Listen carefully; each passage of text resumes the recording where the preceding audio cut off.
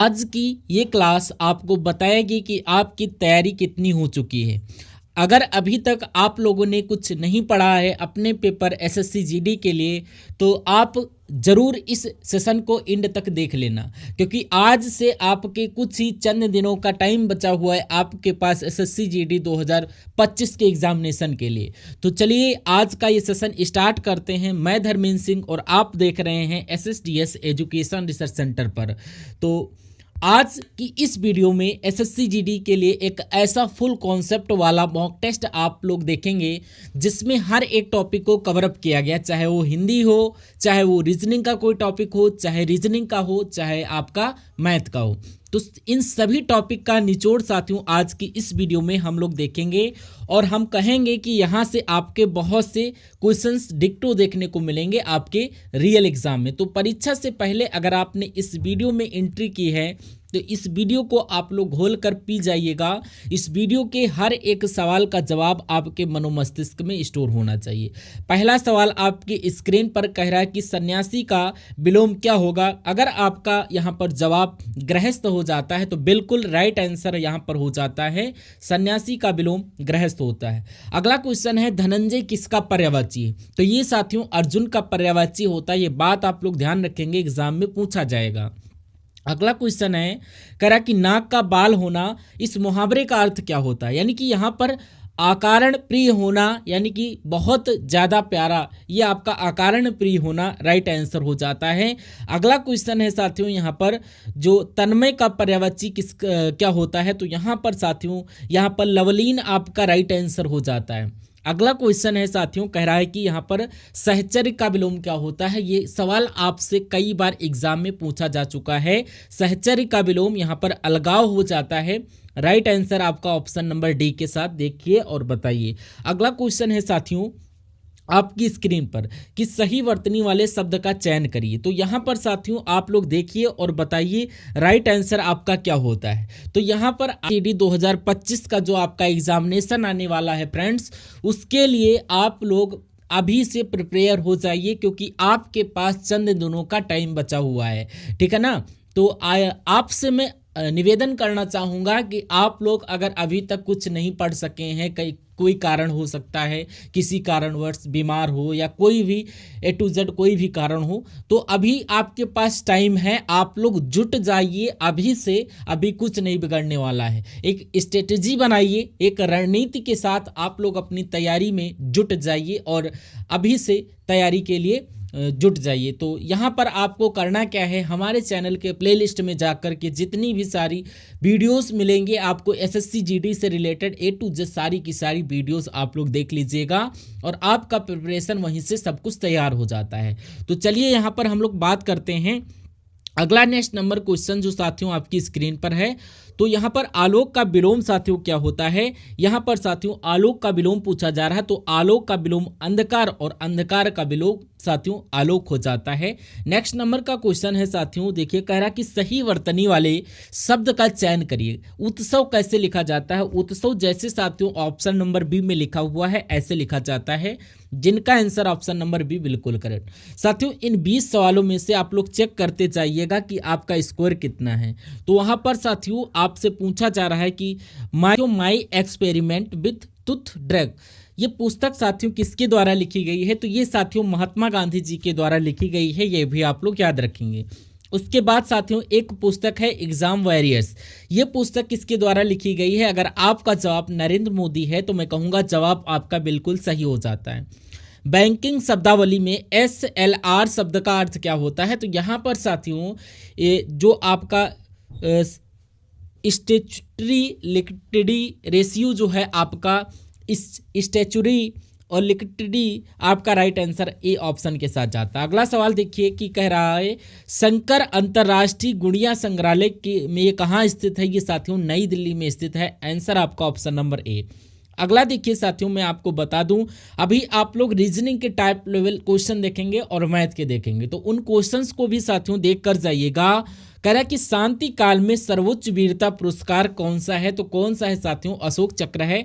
Right answer option number C. उसके बाद देखिए कह रहा है कि युद्ध के दौरान वीरता की विशिष्ट कार्य प्रदर्शित करने के लिए दिया जाने वाला सर्वोच्च सैन्य सम्मान कौन सा है साथियों? मैं कहूंगा परमवीर चक्र। परमवीर चक्र आपका बिल्कुल सही जवाब हो जाता है। उसके बाद देखिए कहा जा रहा है कि एकमात्र पाकिस्तानी नागरिक कौन थे जिसे भारत रत्न से सम्मानित किया गया था? तो किसे किया गया था साथियों? आपको मालूम होना चाहिए, खान अब्दुल गफ्फार खान आपका बिल्कुल राइट आंसर हो जाता है। उसके बाद देखिए अगला सवाल कि रामनाथ गोयनका पुरस्कार किस क्षेत्र में योगदान के लिए प्राप्त किया जाता है? तो यहाँ पर पत्रकारिता याद रखेंगे, जो आपको ये पुरस्कार दिया जाता है जो पत्रकारिता के क्षेत्र में योगदान प्रदान करने के लिए दिया जाता है। अगला सवाल कह रहा है कि भारतीय कवि, गीतकार और फिल्म निर्देशक संपूर्ण सिंह कालरा का उपनाम क्या है? तो इनको साथियों किस नाम से जाना जाता है? इनको साथियों गुलजार नाम से भी जाना जाता है। ये question very very most important है, पूछा जा सकता है कि गुलजार उपनाम से किन्हें जाना जाता है? तो संपूर्ण सिंह का आपको याद रखना है। अगला देखिए कह रहा है कि किस व्यक्ति को भारतीय फिल्म उद्योग का जनक कहा जाता है? तो किसकी बात चल रही है साथियों? दादा साहेब फाल्के। अगर आपका जवाब है तो मैं कहूँगा आपका जवाब बिल्कुल सही हो जाता है। भारतीय फिल्म उद्योग के जनक के लिए दादा साहेब फाल्के को ही जाना। अगला क्वेश्चन, अंतर्राष्ट्रीय पर्वतीय दिवस किस तारीख को मनाया जाता है? तो ये साथियों 11 दिसंबर को अंतर्राष्ट्रीय पर्वतीय दिवस मनाया जाता है। Right answer option number A. उसके बाद देखिए कह रहा है कि विश्व जनसंख्या दिवस कब मनाया जाता है? तो आपको मालूम होना चाहिए कि 11 जुलाई विश्व जनसंख्या दिवस से मनाया जाता है। अभी आपने देखा कि अंतर्राष्ट्रीय पर्वतीय दिवस कब मनाया जाता है, वो हमने बताया कि आपको 11 दिसंबर को, और अभी मैंने बताया कि विश्व जनसंख्या दिवस कब मनाया जाता है, तो ये साथियों 11 जुलाई। अगला सवाल पूछा जा रहा, भारत रत्न प्राप्त करने वाले किस व्यक्ति का जन्मदिन इंजीनियर दिवस के रूप में मनाया जाता है? बहुत बहुत इंपॉर्टेंट क्वेश्चन है, इनको याद रखेंगे। एम विश्वेश्वरैया को अगर याद करते हैं तो भारत रत्न प्राप्त करने वाले जो विश्वेश्वरैया जी जो थे, इनको इंजीनियर दिवस के रूप में मनाया जाता है इनका जन्मदिन। अगला क्वेश्चन देखिए साथियों, कह रहा कि निम्नलिखित में से कौन विश्व विरासत स्थल नहीं है? तो इनमें से कौन कौन विश्व विरासत स्थलों की सूची में शामिल हैं? तो आगरा का किला भी शामिल है, अजंता की गुफाएं हैं, भीमबेटका शैलाश्रय है, और लेकिन आदमगढ़ शैलाश्रय नहीं है। अब नहीं है तो मैं कहूँगा इनका जो है ये ऑप्शन नंबर डी वाला शामिल नहीं है, तो यही आपका राइट आंसर। अगला सवाल आपकी स्क्रीन पर कह रहा दुनिया का सबसे ऊंचा युद्ध क्षेत्र कौन सा है? तो अगर इसकी बात किया जाए तो यहाँ पर सियाचिन ग्लेशियर जो है आपका, ये आपका राइट आंसर हो जाता है। अगला देखिए, विश्व धरोहर स्थल रोवेन द्वीप निम्नलिखित में से किस विभूति से सम्मानित है? तो आपको ध्यान रखना है कि नेल्सन मंडेला आपका बिल्कुल सही जवाब हो जाता है, कि नेल्सन मंडेला आपका राइट आंसर हो जाता है, ठीक है ना। उसके बाद देखिए साथियों अगला सवाल है, कह रहा है कि न्यायमूर्ति राजेंद्र सच्चर समिति की स्थापना भारत सरकार द्वारा किस उद्देश्य के लिए की गई थी?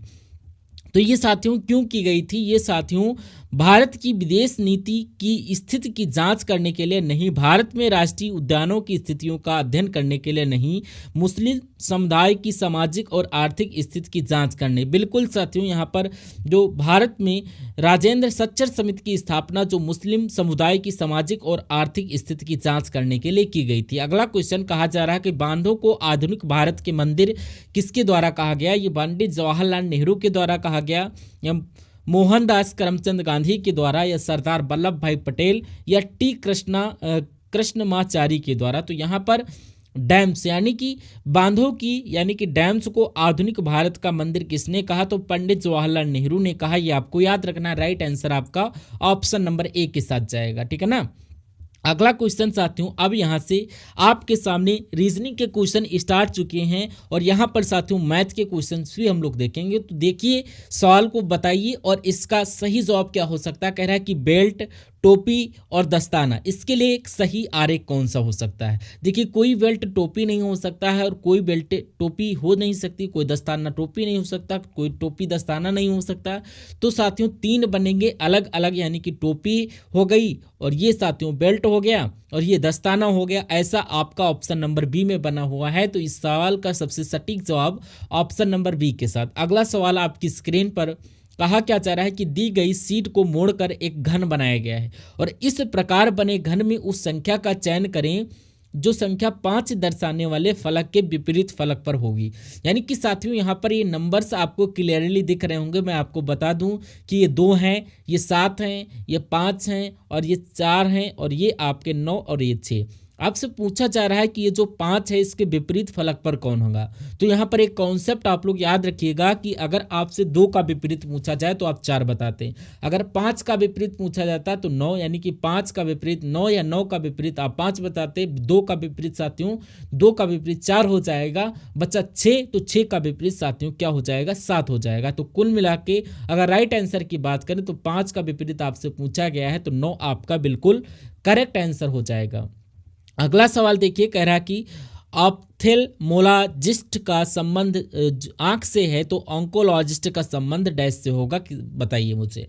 तो अगर साथियों ऑन्कोलॉजिस्ट का संबंध किससे हो जाएगा, कैंसर से होगा। कैंसर आपका बिल्कुल राइट आंसर हो जाता है। अगला सवाल देखिए साथियों, आपकी स्क्रीन पर कह रहा है कि FEAST को 9842223 लिखा जाता है, तो उसी प्रकार क्लोज के लिए कौन सी नंबरिंग आएगी, क्या लिखा जाता है क्लोज को। देखिए अब यहाँ पर हम लोग अगर बात करें तो यहाँ पर 1 2 3 4 5, 1 2 3 4 5 6 7, यानी कि 2 यहाँ पर आपको एक्स्ट्रा दिख रहे हैं। तो अगर F की बात करें तो F आपका 6 पर आता है, ये 5 पर आता है और F जो आपका है ये 19 पर आता है और ये आपका T 20 पर। तो अगर 6 में 3 बढ़ाएंगे तो 9 आएगा और ये 5 है, इसमें 3 बढ़ाएंगे तो 8 आ जाएगा और ये 1 है, और 1 की अगर बात करें बढ़ाएंगे 3 तो आपका 4 आ जाएगा, यानी कि 1 1 बढ़ाया जा रहा है। 19 में 3 बढ़ाएंगे तो कितना आ जाएगा, 22 आ जाएगा, और T 20 पर आता है तो इसमें 3 बढ़ाएंगे तो 23। यही लॉजिक आपको यहाँ लगाना है। C 3 पर होता है, 3 बढ़ाएंगे 6 आ जाएगा। L 12 पर होता है, 3 बढ़ाएंगे तो आपका कितना आ जाएगा, 15 आ जाएगा।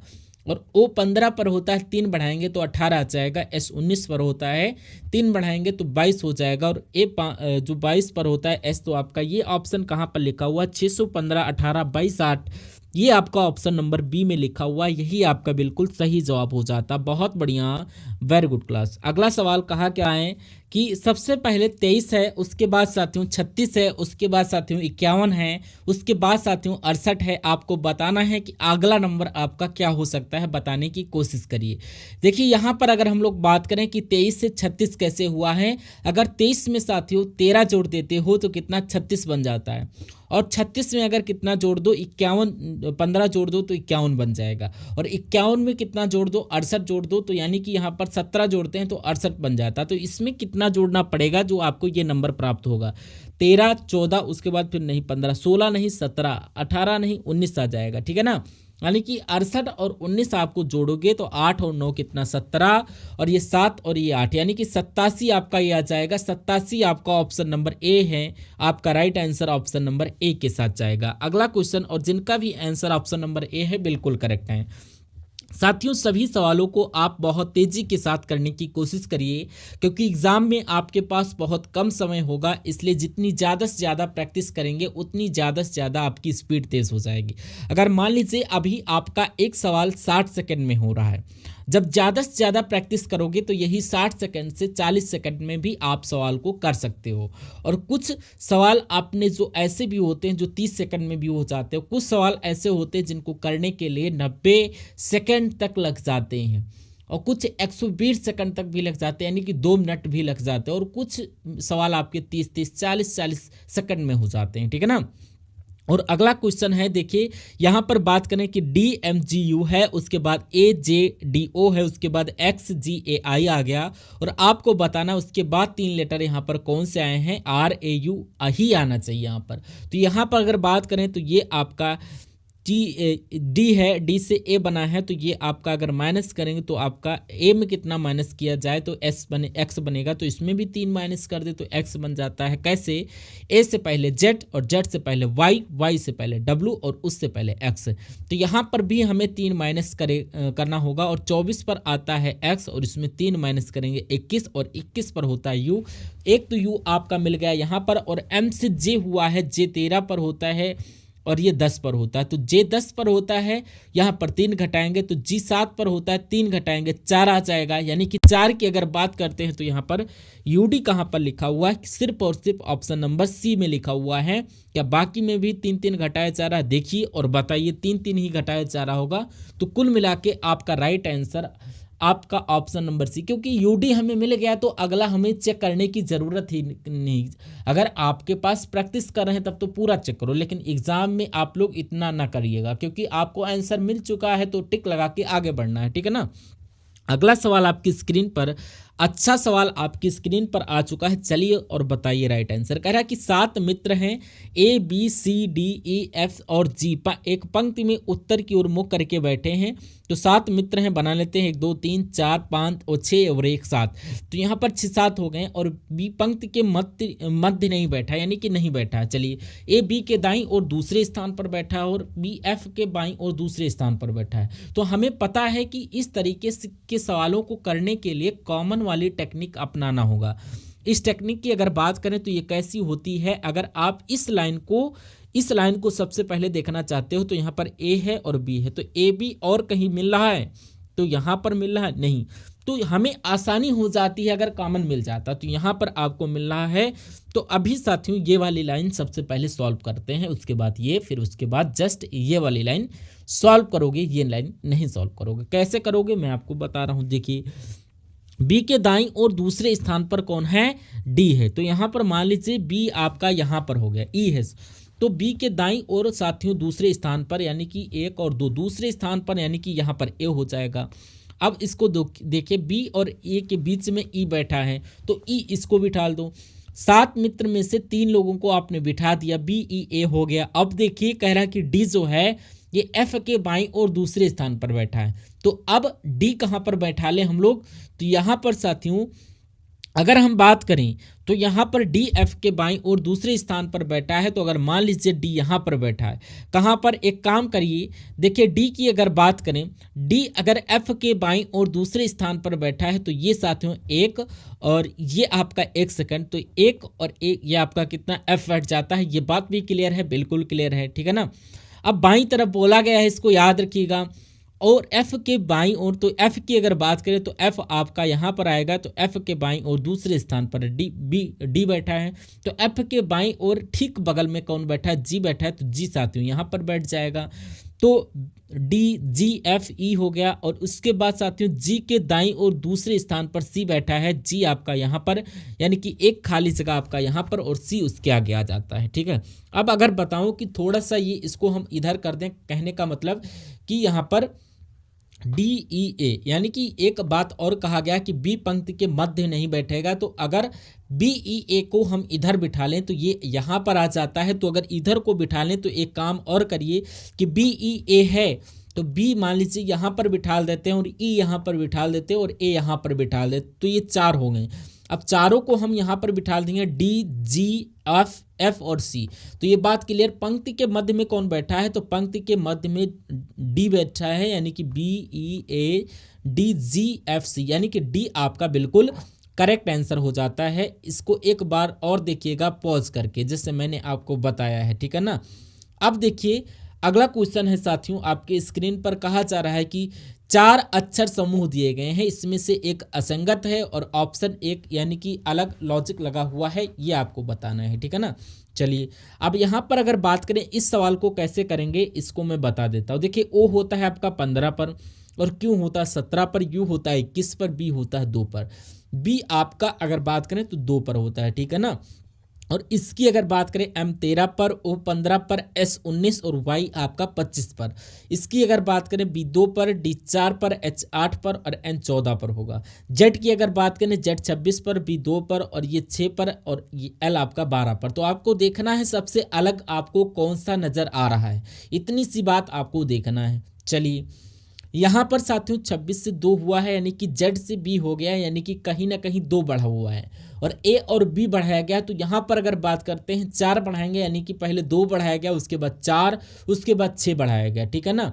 अब यहाँ पर अगर बात करें 2 बढ़ाया गया और यहाँ पर 4 बढ़ाया गया है, ठीक है, और यहाँ पर 6 बढ़ाया गया है, ठीक है, यानी कि जो लॉजिक यहाँ पर लगा हुआ है वही लॉजिक यहाँ पर लगा हुआ है। अब यहाँ पर देखिए इसमें 2 बढ़ाया गया और 4 बढ़ाया गया, ठीक है, यहाँ पर 6 बढ़ा देंगे, बिल्कुल यहाँ पर जो लॉजिक है वही लॉजिक यहाँ पर, यानी कि इसमें देखिए क्या अलग है, 2 बढ़ाया गया है, ठीक है, 17 से 21 हुआ है, 4 बढ़ा हुआ है, बिल्कुल सही, बहुत बढ़िया। 21 से यहाँ पर 2, 21 से 2 कैसे हो गया, ये लॉजिक सबसे अलग लग रहा है। तो 21 से 2 करने का मतलब यहाँ पर एक तरीके से 22 और 23 और 24, 25, 26 और ये ए आ जाएगा 1, यानी कि फिर आपका बी, यानी कि इतना बढ़ा 1 2 3 4 5 6 7, यानी कि यहाँ पर 7 बढ़ा हुआ है, याद रखिएगा।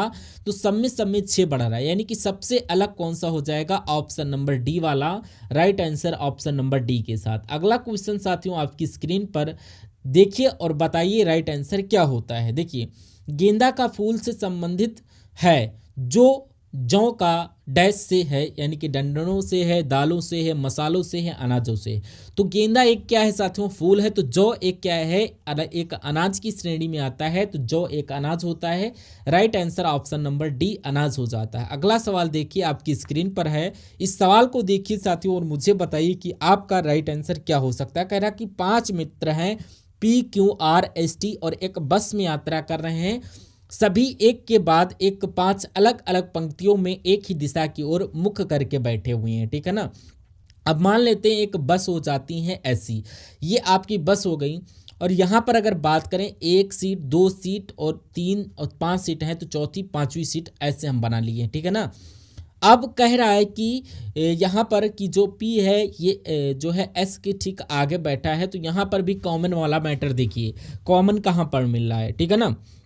अगर हम बात करें कि PS यहाँ पर अगर आप लेते हो तो आपको कुछ और मिल रहा होगा, अगर हम TQ लिखते हैं तो T आपका यहाँ पर कॉमन मिल रहा है। तो सबसे पहले आप इसको सॉल्व करिए, क्यों के पीछे कौन बैठा है, T बैठा है, तो अभी हम रफली बना लेते हैं। क्यों मान लीजिए आपका यहाँ पर हो गया, और क्यों के पीछे कौन है, T है, ठीक है ना, कोई दिक्कत नहीं। अब इस पे आ जाओ, यानी कि R के आगे बैठा है T, जो T है ये R के आगे बैठा हुआ है, तो R के आगे हमने इसको बैठा दिया, यानी कि ये हमारे क्लियर हो गए।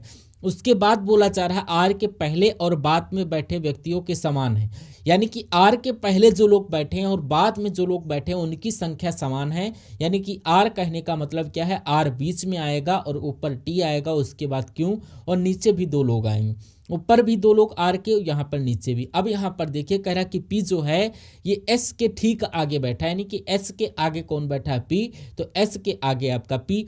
5 लोग थे, 5 को मैंने बिठा दिया। सबसे अंत में कौन बैठा है, तो सबसे अंत में साथियों एस बैठा हुआ है। आप लोग याद रखेंगे, तो आपका सबसे पहले क्यों बैठा था, अंत में आपका एस बैठा है, इसलिए एस आपका राइट आंसर हो जाता है, ठीक है ना। अगला क्वेश्चन देखिए, कहा क्या चाह रहा है साथियों यहाँ पर कि उस विकल्प का चयन करें जिसमें कि 12 से जैसे 67 बनाया जा सकता है, उसी प्रकार आपको बताना है कि 16 से क्या नंबर बनाया जा सकता है, 80, 72, 91 या फिर 70। मतलब अगर हम बात करें 12 पंचे 60, अगर 12 की गुणा यहाँ पर हम 7 से कराएं तो 12 पंचे 60 और यानी कि 7 67, यानी कि यहाँ पर 16 पंचे जो कितना आ जाए, 16 पंचे 80, और इसमें अगर 7 जोड़ दें तो यहाँ पर 87 आ जाएगा। तो 87 आपके ऑप्शन में नहीं है, तो ये लॉजिक फेल हो जाता है, ठीक है ना।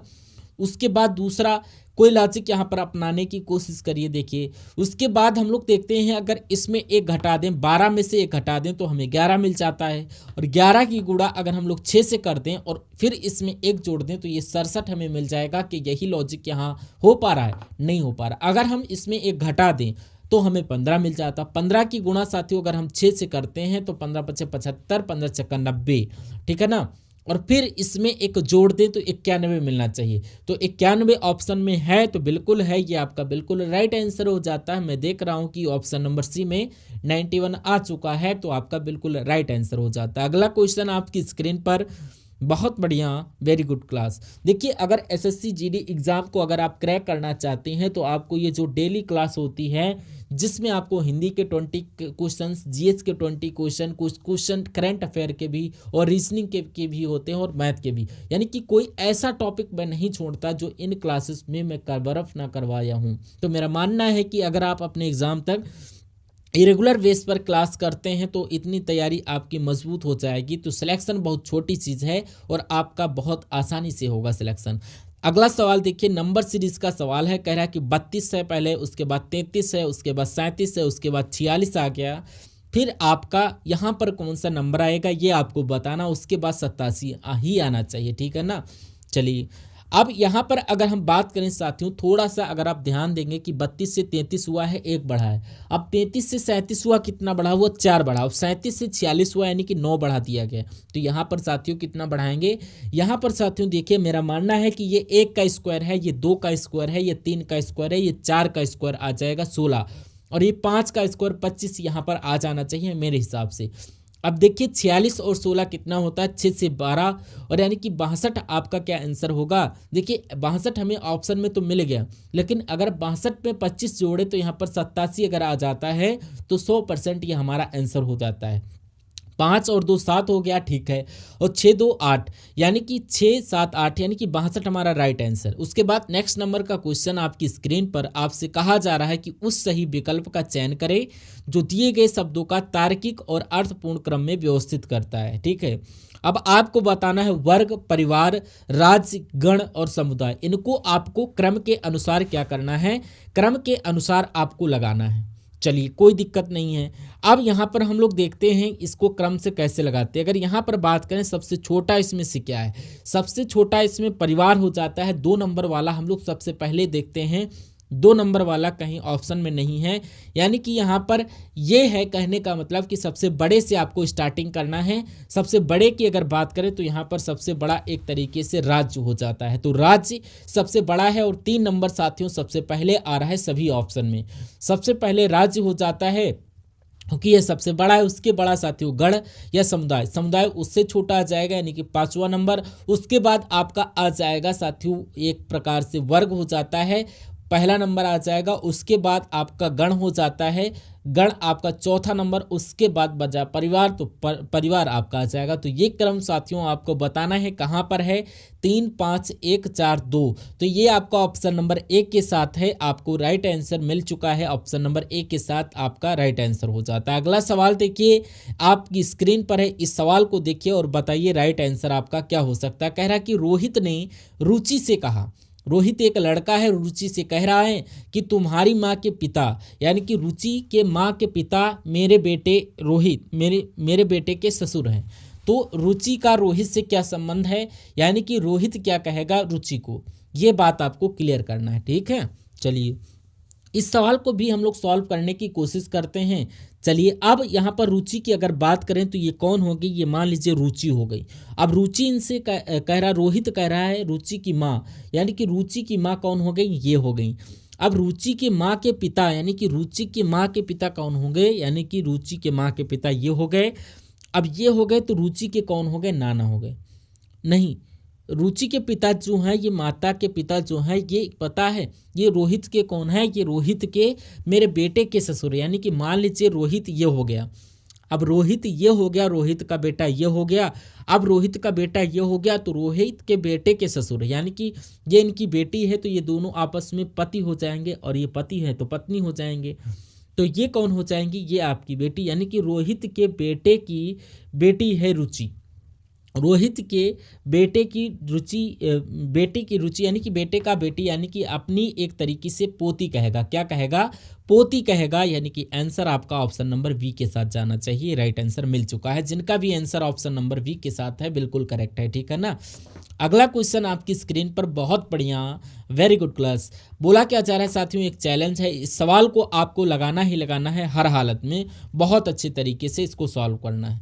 देखिए कहा क्या जा रहा है साथियों, यहाँ पर मैच इज ओवर को क्या लिखा जाता है, इन जो ही लिखा जाता है। द क्रिकेट मैच को लू मो इन लिखा जाता है, और द ओवर द ग्लोब को क्या लिखा जाता है, ही लू नोक लिखा जाता है। तो उसी कोट भाषा में क्रिकेट के लिए क्या कोड इस्तेमाल होगा, यहाँ पर आपको इतनी सी बात बताना है। चलिए क्रिकेट की यहाँ पर हम बात करते हैं, यानी कि आपको बताना है क्रिकेट का कोड यहाँ पर क्या हो सकता है, ये चीज़ आपको बताना है। अब क्रिकेट है कहाँ पर, क्रिकेट की अगर बात करें, क्रिकेट यहाँ पर है, यानी कि यहाँ पर इसका कोड हो सकता है लू हो, या हो एम हो या फिर इन हो, यहाँ पर क्रिकेट का कोड हम कैसे निकालेंगे, उसके पहले हमको दा का कोड मालूम होना चाहिए और मैच का कोड मालूम होना चाहिए, तभी हम यहाँ पर निकाल पाएंगे। क्योंकि साथियों जो आपका दा वाला कोड है इसको कट कर देंगे और मैच वाला कट कर देंगे, वो जो बचेगा वो आपका क्रिकेट का होगा। अब देखिए दा कहाँ पर आया, दा आपका यहाँ पर आया, यानी कि इसमें एक वर्ड और इसमें एक वर्ड साथियों सेम होगा। देखिए क्या सेम है, द वही दा का एल यू सेम है, एल यू तो इसमें है और एम ओ इसमें नहीं है, तो ई एन भी नहीं, तो मैं कहूँगा एल यू क्या हो जाएगा, ये आपका दा का कोड हो जाएगा, यानी कि एल यू आंसर नहीं हो सकता, इसको मैं कट कर देता हूँ। आंसर ऑफ क्रिकेट का कोड जो होगा या एम ओ होगा या ई एन होगा। अब मैच का कोड यहाँ पर निकालिए, मैच यहाँ पर भी लिखा हुआ है और मैच आपका यहाँ पर भी लिखा हुआ, तो इसमें से और इसमें से कुछ सेम होगा। देखिए ई एन, जो देखिए ई एन ए लिखा हुआ है, ई एन सेम है, तो मैच का कोड साथियों ई एन हो जाएगा। यानी कि अब आंसर ई एन भी नहीं हो सकता क्योंकि ये मैच का कोड है, एल यू भी नहीं हो सकता क्योंकि एल यू दा का कोड है, बचा का एम ओ, तो एम ओ किसका कोड हो जाएगा, यानी कि क्रिकेट का कोड हो जाएगा एम ओ, और एम ओ कौन से ऑप्शन है, ऑप्शन नंबर डी में है, यानी कि आपका right answer option number D के साथ। अगला क्वेश्चन है बहुत बढ़िया, वेरी गुड क्लास। कहा क्या चाह रहा है साथियों कि इसको देखिए और बता दीजिए आपका राइट आंसर क्या है। कह रहा है कि साथियों 24 है, क्या है 24 है, उसके बाद 27 है, उसके बाद 33 है, उसके बाद 42 है, उसके बाद 54 है, उसके बाद कौन सा नंबर आ सकता है ये आपको बताना है। कोई दिक्कत नहीं, बताइए। देखिए यहाँ पर साथियों 3 बढ़ाया गया है, यहाँ पर साथियों 6 बढ़ाया गया है, यहाँ पर 9 बढ़ाया गया है और 42 से 54 हुआ है, मैं कहूँगा 12 बढ़ाया जाएगा। अरे भाई ये तो 3 का पहाड़ा, 3 कम 3, 3 दूना 6, 3 तिया 9, 3 चौको 12, 3 पच्चे 15, यानी कि 54 और 15 कितना हो जाता है, 9 और 6 69, यानी कि 69 आपको ऑप्शन नंबर डी में दिख रहा है और ये बिल्कुल करेक्ट आंसर हो जाता है। बहुत बढ़िया, वेरी गुड क्लास। उसके बाद देखिए अगले नंबर का सवाल है साथियों। अब यहाँ पर बात करें संख्याओं की, तो संख्या 15, 20, 25 और 30 के लघुत्तम समापवर्ती और महत्तम समापवर्तक का योग है। यानी कि आप बात करें मैथ के क्वेश्चन आपके स्टार्ट हो चुके हैं, तो मैथ का पहला सवाल है, इस सवाल को करने की कोशिश कीजिए। कह रहा कि 15, 20, 25, 30 का लघुत्तम समापवर्तक ज्ञात कीजिए। अगर हम 15 और 20, 25 का क्या 25 का और 30 का एलसीएम ज्ञात करें सबसे पहले, तो उसके बाद हमको क्या ज्ञात करना है, इनका महत्तम समापवर्ती यानी कि इनका एचसीएफ ज्ञात कर लें, 15 का, 20 का और यहाँ पर 25 का और 30 का। उसके बाद जो निकलेगा एलसीएम और एचसीएफ का उसका योग कराएंगे। चलिए अब यहाँ पर समझिए, ये साथियों एलसीएम ज्ञात करेंगे और ये आपका एचसीएफ ज्ञात करेंगे। अब फर्क देखिएगा, सबसे छोटी नंबर से ज्ञात करिए, 2 से कट करिए, 15 कम 15 और नहीं होगा, 20 के अगर काट करें तो 10 यहाँ पर आ जाएगा, 2 कम 2 और 0 लग गया, 25 की नहीं कटेगा, इसको 30 कट जाएगा, 15 2 से और कटिए, 15 15 ये 5 आएगा, 2 पंचे 10 नहीं कटेगा, 25 और 15 आपका उतर आया। अब 2 से कट नहीं होगा, 3 लगाए, 3 पच्चे 15, 5 लिख दिया और 25 भी नहीं कटेगा, 15 कटेगा, 3 पच्चे 15। अब 5 से कटेगा, 5 कम 5, 5 कम 5, 5 पचम 25, 5 से एक बार और कटिए, तो यहाँ पर ये 2 गुणा 2 गुणा 3 गुणा 5 गुणा 5 ये आपका आया आपका, तो ये वाला नंबर यहाँ पर लिखा हुआ। ये साथियों कुल मिला के 25 हो जाता है, 25 तिया 75, 75 और दूना 4 यानी कि 75 चक कितना हो जाएगा, 300 हो जाएगा। तो 300 क्या आ गया, ये तो आ गया आपका एलसीएम। अब एचसीएफ को देखिए, अब कहा क्या जा रहा है कि एलसीएम में हमने अंत तक कट किया, नंबर बदले कोई दिक्कत नहीं, बट इसमें ऐसा नहीं होता है। इसमें अगर हमें ऐसा नंबर लिखना पड़ता है जो ये सभी नंबर से कट, ये से भी कट हो, यानी कि जो सबसे छोटा वाला नंबर, यानी कि इसको भी कट करे, इसको भी कट करे, इसको भी कट करे, तो ऐसा नंबर हमें चाहिए होता है। तो अगर हम 2 रखते हैं तो 20 कट जाएगा, 30 कट जाएगा, लेकिन 15 25 नहीं कट पाएगा। अगर 3 रखते हैं तो 15 कट जाएगा, 20 नहीं कट पाएगा। और अगर हम 5 रखते हैं तो मेरे हिसाब से सब कट जाएगा, 5 या 15, 5 को 20, 5 25, 5 30। अब उसके बाद साथियों 2 ले तो 3 नहीं कटेगा। अब अगर हमें 4 लेते हैं तो नहीं, हमें कोई नंबर नहीं मिल रहा, यानी कि अब मजबूरन 3 को कट करने के लिए 3 लिखना पड़ेगा, 4 को कट करने के लिए 2 और 5 को कट करने के 5। तो यही साथियों खत्म हो गया। एचसीएफ सिर्फ ये निकल कर आ गया, यानी कि एचसीएफ आपका सिर्फ 5 निकला है। तो मैं कहूँगा 300 और प्लस 5 को जोड़ते हो तो 305 आ जाता है, यानी कि योग कितना निकलेगा, 305 निकलेगा। और आंसर हमारा जो होगा ऑप्शन नंबर बी हो जाएगा। जिनका आंसर ऑप्शन नंबर बी था बिल्कुल करेक्ट था। अगला सवाल देखिए, कहा क्या जा रहा है इस सवाल में, देखिए कह रहा है कि इस सवाल का आंसर बताइए। कह रहा है ए में 1 बिलियन ए में अम्ल है और जल है और इनका अनुपात 1:5 है। अम्ल 1:5, ये यहाँ पर डबल कैसे आया है, देखिए कोई दिक्कत नहीं, इसको हटाइए। और विलयन बी है, इसमें अम्ल और जल का अनुपात 2:7 है। यदि दोनों विलयनों को समान मात्रा में मिश्रित किया जाता है तो इस प्रकार बने नए विलयन में अम्ल और जल का अनुपात क्या होगा। देखिए कभी अगर आपको ये सवाल आपके सामने नजर आए तो आप क्या करेंगे, मैं आपको तरीका बता देता हूँ। ये विलयन आपका ए हो जाता है, अगर इसकी बात करें ये आपका अम्ल हो जाता है, ठीक है ना। और अगर बात करें ये आपका जल हो जाता है। तो विलयन ए में अम्ल और जल का अनुपात कितना है, 1:5 है, ठीक है, कोई दिक्कत नहीं। अब विलयन बी की अगर बात करें तो ये आपका क्या हो जाता है, विलयन बी की अगर बात करें तो ये आपका विलयन बी में कितना आ जाता है, अम्ल है और ये साथियों जल है। तो विलयन बी में कितना है, 2:7 है, यानी कि 2 अम्ल है तो जल कितना होगा, 7 होगा। तो हमें पता करना है क्या, हमें क्या पता करना है, नए विलयन में अम्ल और जल का अनुपात। अब ये नया है, अम्ल और जल का अनुपात नए विलयन में साथियों कितना हो जाएगा, ध्यान से देखिए। सबसे पहले इसको देखेंगे तो ये 1:5 लिखा हुआ है, हम लिखेंगे 1 और नीचे पता है क्या लिखेंगे, नीचे इन दोनों का योग लिख देंगे, यानी कि ये आ गया 6, प्लस लगा दिया, कोई दिक्कत नहीं। अब हम इसको लिखेंगे, यानी कि यहाँ पर लिखेंगे 2 और नीचे क्या 2 लिख लिया और इन दोनों का योग लिखेंगे, यानी कि 9। तो ये हो गया आपका, ये निकल कर आ गया अम्ल। अब जल की बात करते हैं, जल की अगर बात करें तो ये 5 वाला जल है और ऊपर लिखेंगे 5 और नीचे क्या लिखेंगे, इन दोनों का योग यानी कि 6 और ये अनुपात बीच में रख देंगे। और चर की बात करें तो इसमें हम लोग जल की बात करते हैं, यहाँ पर अम्ल की बात और योग, यानी कि अम्ल और योग। जल की अगर बात करें तो जल वाला ले लें और दोनों का योग कर लें, तो जल वाला लेंगे यानी कि यहाँ पर 7 और दोनों का योग यानी कि 7/2 आ जाएगा। अब इसको क्या करना है, कैलकुलेट करना है, कोई दिक्कत नहीं है, चलिए देख लेते हैं। अब यहाँ पर साथियों अगर बात करते हैं 1/6 प्लस 2/9 5/6 प्लस 7/9, इसको कैलकुलेट करिए। 9 एकम 9, 6 दूना आपका 12 बटा कितना 9×5 45, 9 छाक 54। और उसके बाद साथियों इसकी अगर बात करें 9×5 45 और ये 6 छाक 36, 6 सते 42 आपके आ गया, नीचे आपका 9×5 45, 9 छाक 54 आ गया, ठीक है, कोई दिक्कत नहीं। अब अगर इसको जोड़े साथियों तो ये कितना आ जाएगा, ये आपका 21 आ जाएगा, बटे में 54 आ जाएगा, अनुपात आपका 5 और ये 2 आपका 7, यानी कि 4 4 8, ये भी आपका 54। मैं कह सकता हूँ इस 54 से इस 54 को कैंसिल कर दो। और यहाँ पर अगर बात करें अम्ल और जल का अनुपात कितना आएगा, 21:87। अब 87 आ गया। अब इसको साथियों कितना काटें, क्या इसको काटे हैं, अगर इसको कट करते हैं तो 21 और 87 को कट करें अगर 3 से तो 3 सते 21 हो जाएगा और 3 दूना 6 और 2 जाएगा, यानी कि यहाँ 3 यानी कि 7:29 क्या आ जाएगा, ये आपका आंसर आ जाएगा। 7:29 आपका अम्ल और जल का अनुपात आ जाएगा, यही आपका राइट आंसर होगा। आंसर जिनका ये है मैं कहूँगा आंसर बिल्कुल आपका करेक्ट है। अगला सवाल देखिए, कहा क्या जा रहा है कि इसमें सबसे देखिए 5 सबसे छोटी अभाज्य संख्याओं का औसत क्या होगा।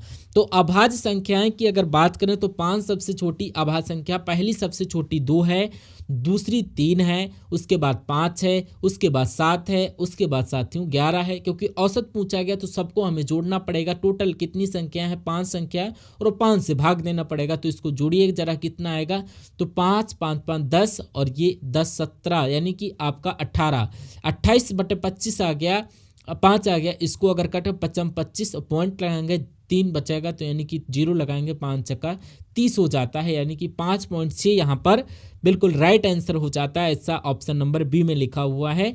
तो जो लोग ऑप्शन नंबर बी के साथ हैं बहुत बढ़िया, वेरी गुड क्लास। अगला क्वेश्चन आपकी स्क्रीन पर है साथियों।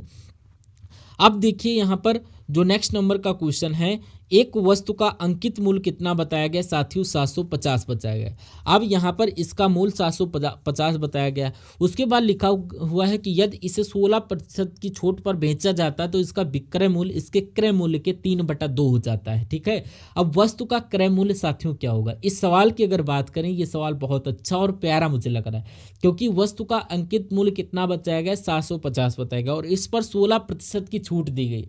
तो मैं कहूँगा 16% की 750 से अंकित जो लिखा हुआ है 16% की छूट दी गई, यानी कि इसको 84% में बेचा गया है। अगर किसी वस्तु को 10% के छूट पर बेचा जाता है तो उसको 90% में बेचा जाता है। उसी प्रकार 100 में से 16 माइनस करोगे तो 84 आ जाएगा।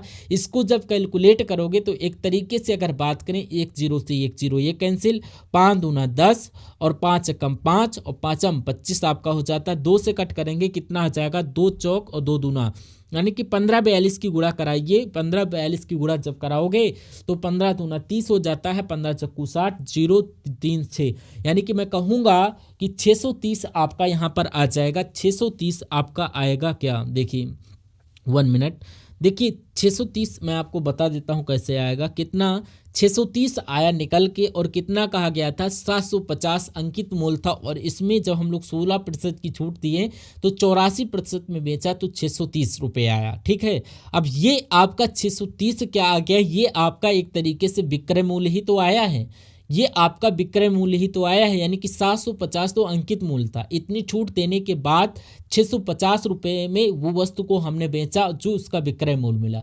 अच्छा, यहाँ पर क्या कहा गया, इसका विक्रय मूल्य इसके क्रय मूल्य के 3/2 है। यानी कि कभी भी अगर ऐसी चीज़ लिखी हो, क्या लिखा हुआ कि इसका विक्रय मूल्य, क्या कि इसका विक्रय मूल्य जो है, विक्रय मूल्य जो है इस ये क्रय मूल्य के 3/2 के बराबर, यानी कि क्रय मूल्य आपका यहाँ पर होगा बराबर, यानी कि यहाँ पर क्रय मूल्य आ जाएगा। यानी कि अब हमें क्रय मूल्य का और विक्रय मूल्य का अनुपात पता चल जाएगा कि अगर क्रय मूल्य और विक्रय मूल्य 3 है तो यहाँ पर हो जाएगा। तो यहाँ पर हम विक्रय मूल्य निकाल चुके हैं, यानी कि 3 की जगह पर 630 आ चुकेगा, और यहाँ पर 3 इसकी वैल्यू यानी कि 630 है, तो यहाँ पर 2x की वैल्यू आपकी क्या होगा, ये क्रय मूल्य है, और यही आपसे पूछा जा रहा है। अगर 3x की वैल्यू 630 बताई गई है तो x की वैल्यू क्या बताई गई है, 3 से कट करिए, 3 दूना 6, 3 एकम 3, यानी कि 2x की वैल्यू निकालिए साथियों। तो यहाँ पर ये 0 आ गया, 2 एकम 2, 2 दूना 4, यानी कि 420 क्या हो जाएगा, ये आपका कॉस्ट प्राइस हो जाएगा, यानी कि क्रय मूल्य हो जाएगा 420 आपका बिल्कुल सही और सटीक जवाब हो जाता है। उसके बाद अगले नंबर का सवाल कह रहा कि एक दुकानदार को 30 वस्तुएं बेचने पर 8 वस्तुओं के विक्रय मूल्य के बराबर लाभ होता है, तो उसका प्रतिशत लाभ आपको बताना है। देखिए इसको देखिए, कभी कभी अगर इस स्ट्रक्चर में सवाल आता है, बस नंबरिंग वगैरह चेंज हो, बाकी कोई दिक्कत नहीं है। अब एक दुकानदार 30 वस्तुएं अगर बेचता है तो उसको 8 वस्तुओं के विक्रय मूल्य के बराबर लाभ होता है, यानी कि 8 वस्तुओं के बराबर लाभ होता है, तो लाभ आपका 8 निकला। अब इसको लाभ को प्रतिशत में बदलना है तो गुणा 100 से करेंगे, बटे में क्या आ जाएगा।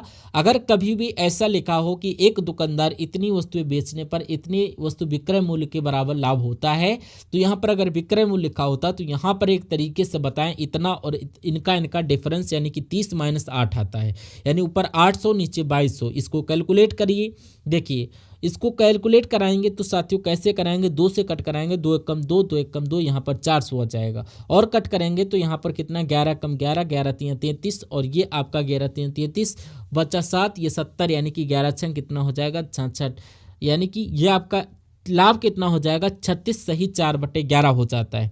36 सही 4/11 प्रतिशत लाभ आपका कहाँ पर लिखा हुआ, ऑप्शन नंबर सी में लिखा हुआ, ये आपका बिल्कुल करेक्ट आंसर हो जाता है।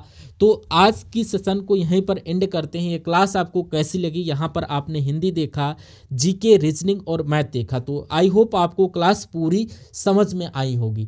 तो अगर आपको पसंद आई हो तो एक फिर लाइक ज़रूर बनता है क्लास के लिए। चैनल पर नए हैं तो चैनल को सब्सक्राइब कर लीजिए और एक कमेंट के माध्यम से बता दीजिए आपको क्लास कैसी लगी। Thank you for watching video.